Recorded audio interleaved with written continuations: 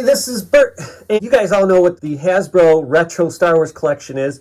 And I know some people just hate it right off the bat, and some people like it and collect it. I, for one, I put together this whole door of retro figures. I think all of us could agree, whether you like it or not, that they could be doing something more or something different. The person who is doing that is Stan Solo, or is it Stan? Is it supposed to rhyme with Han? Stan?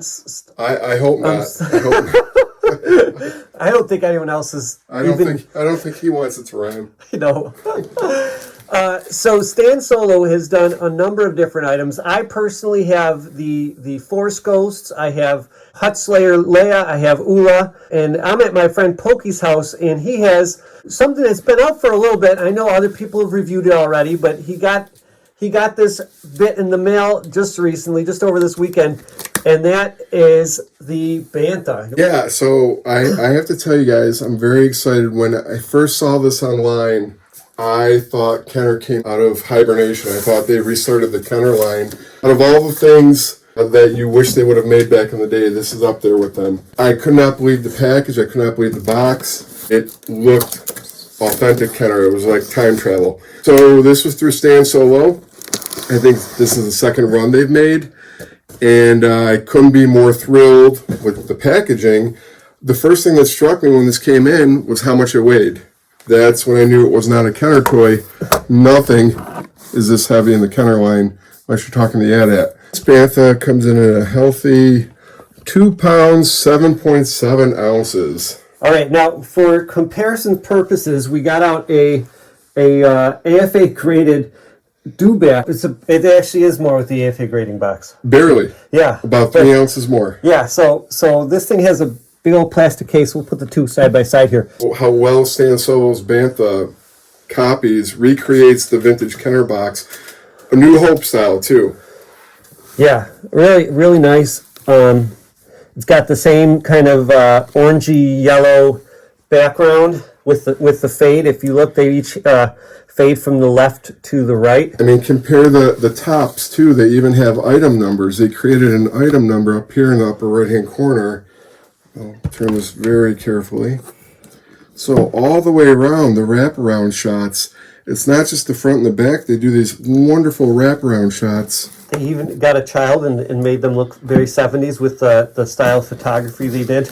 A little photo on the side, and you've got the same sort of rounded rectangle. Stan Solo is not missing any of the details. Clearly understands what he's doing, and I hope he keeps doing it. I like it better than anything Hasbro's putting out right now. Yeah, I love the idea of just that on a shelf. It looks so real. Now, online, people say that there was a actual Kenner 1986 prototype. But I found on Rebel Scum, and I believe this to be true, that actually is a custom from an exhibit. Now that you mention it, Bert, I do think there was a folder in the Star Wars Collector's Archive, and I think there was an illustration of Bantha. I don't think it ever got beyond the illustration stage. Yeah, so this image right here was made for a special exhibit in Great Britain, and it was not actually a real Kenner item from 1986 like people say it is. But even still, that's pretty cool. But I think this one by Stan Solo, as we open it here, you're going to find, I think Stan Solo did a better job here. All right, we're gonna open it up here and look at it for real. Wow, look at this. Now, first thing I notice, the saddle pushes down just like the Kenner Vintage Tauntaun. Guess we need a rider, though, but this is very solid. You can see the legs are articulated. This does not feel like somebody made this on their own. This feels like it came from a big company. This is very nicely manufactured. Paint looks very authentic to the era. Now there's reins that go on there. It came with it. I cannot get over how heavy this is. It's so solid. You really feel like you got a nice production piece. So one thing I think we should mention is I think Stan Solo is creating all this stuff with collectors in mind. Obviously, not just so that we can display. I don't know who's going to buy this for their kids. Yeah, but what's really cool though is he didn't tape the box, so you can open this up, you can look at it when you get it, and you can put it back in. Even the reins come in a Ziploc bag, and you could just put them back in. So nothing is being like destroyed to open this figure up. So I think that's a cool feature that not a lot of people, are aware of with this. What do you think? Do you want to work the leg? I mean, Yeah. it's exactly the legs feel like a dewback. Yeah, no, it's really great. I feel like the body is solid construction. So that is one thing that differs between this and the dewback. The dewback is hollow, and and that's where the weight comes from, is because this thing is just one solid hunk of plastic. It has a seam. I mean, they very much look like they came from the same company, same time period. I can't imagine what a Kenner one would have looked like differently. About that, so I do have some feelings about how it would look different. People have this misconception, I think, about Kenner that everything looked cartoony. But if you look at this dewback, I mean, look at all the hair and the texture all over this. And the price tag. He's got the Kenner put price tags on him too. Like a grocery store price tag. Yeah. Let's get that off there. So, and don't worry, Poky doesn't pay full price for anything. So I'm sure. Not if I can help it. Yeah. So I think there's more detail and texture on the dewback and on the tauntaun. They didn't quite go that far. There is absolutely a texture on this. You can see it's not completely smooth. It's got like a little bit of a pebbly texture to it. But I think if you look at photos from the movie, there's hairy stuff and some sharper details that they could have added. Okay, not saying I don't like it. I actually think it's fantastic. I think their choice. People talked about how, well, the dewback and the tauntaun here, their saddles are just one solid color here. But I just don't think that's the right thing for this. Just because the saddle is so much of the product, that'd be kind of strange having it just all one big beige lump on there. So, Bert, we've got a dewback in the shot. We've got a tauntaun. We have the first ever Kenner-style Bantha. Are there any creatures from the OT that still need to be made? Should we let Stan Solo know? I don't know if people care enough. It doesn't have as much screen time, but there's the Gerba. And maybe some background. No one cares about the Gerba. There's a Gerba outside the cantina.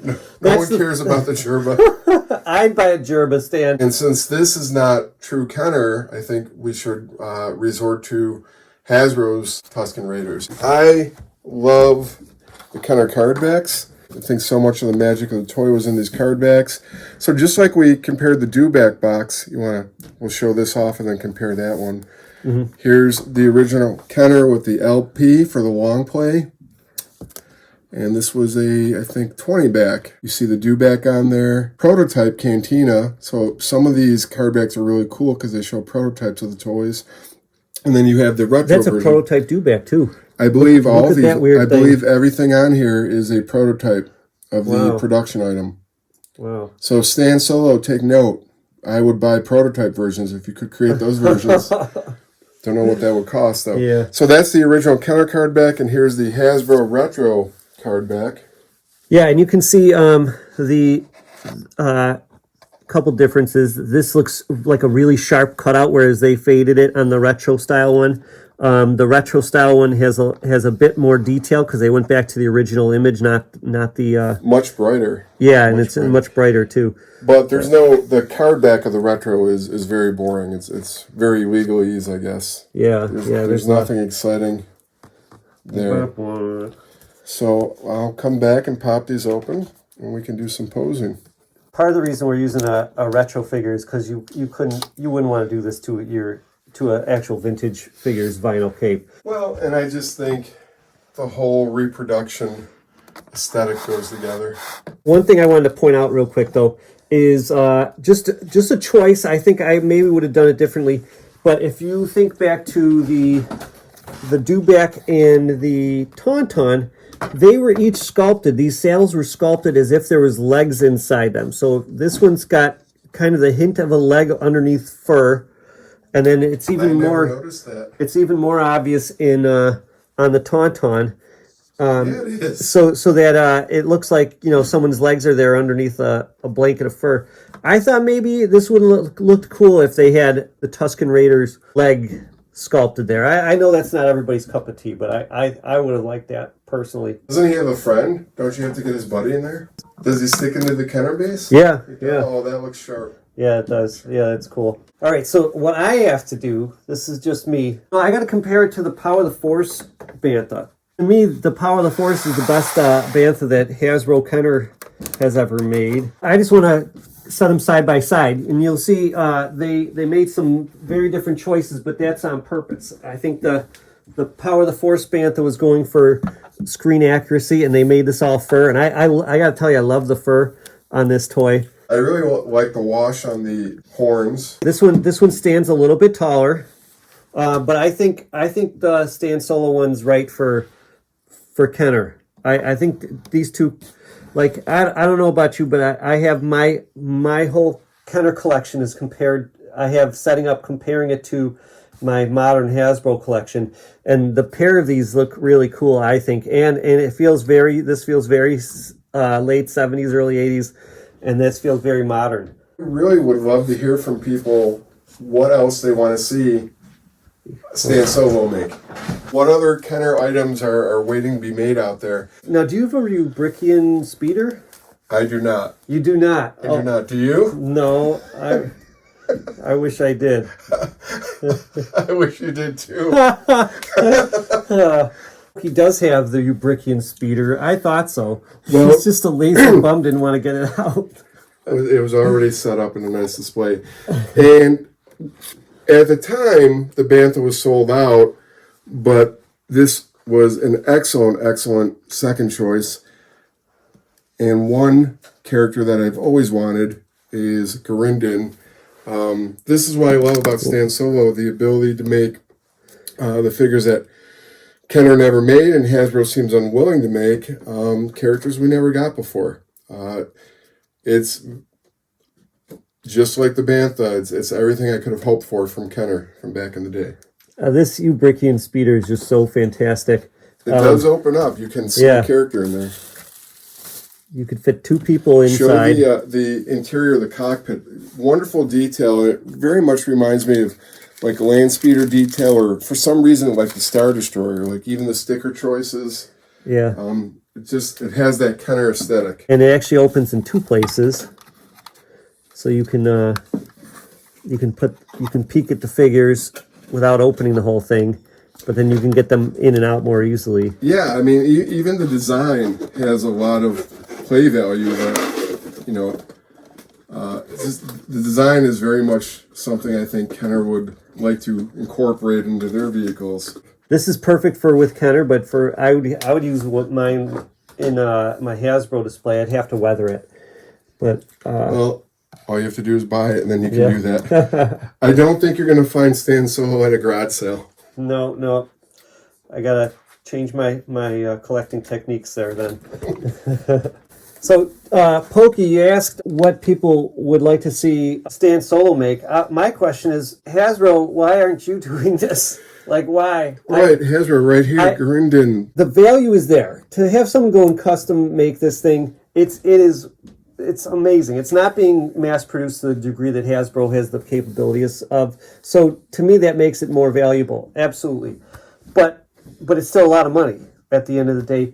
And I don't want to buy this and then have Hasbro make it. But Hasbro doesn't seem willing to make figures from the original trilogy in the Kenner style. In the Kenner style that haven't been made. They've done it twice. They've done Tarkin and Snowspeeder Luke. I'm actually surprised that they've not released more of the original Kenner figures. I thought you could easily support one or two waves from each of the first three movies every year.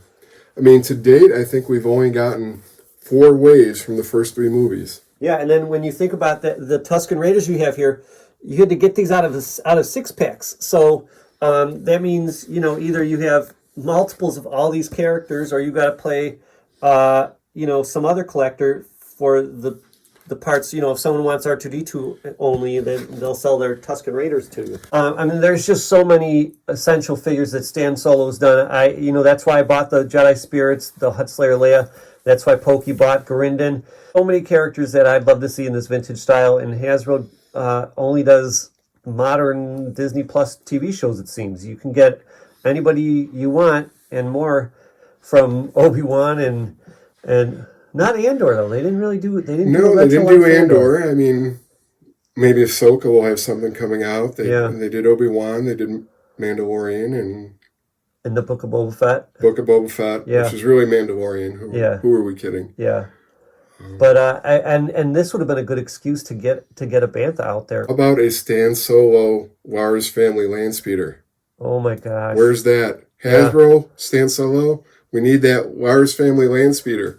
Now, I always talk about one of my favorite places on the internet, holeindthegroundpro.com, and they've done I don't know that they've done a Bantha, but they've done the Ubrikian speeder, they've done the Lars family land speeder, but those are all kits. Now, I love putting the kits together and painting them and making them look great, but I think a lot of collectors would just like to have a finished product like Stan Solo delivers. There's a lot of value to that.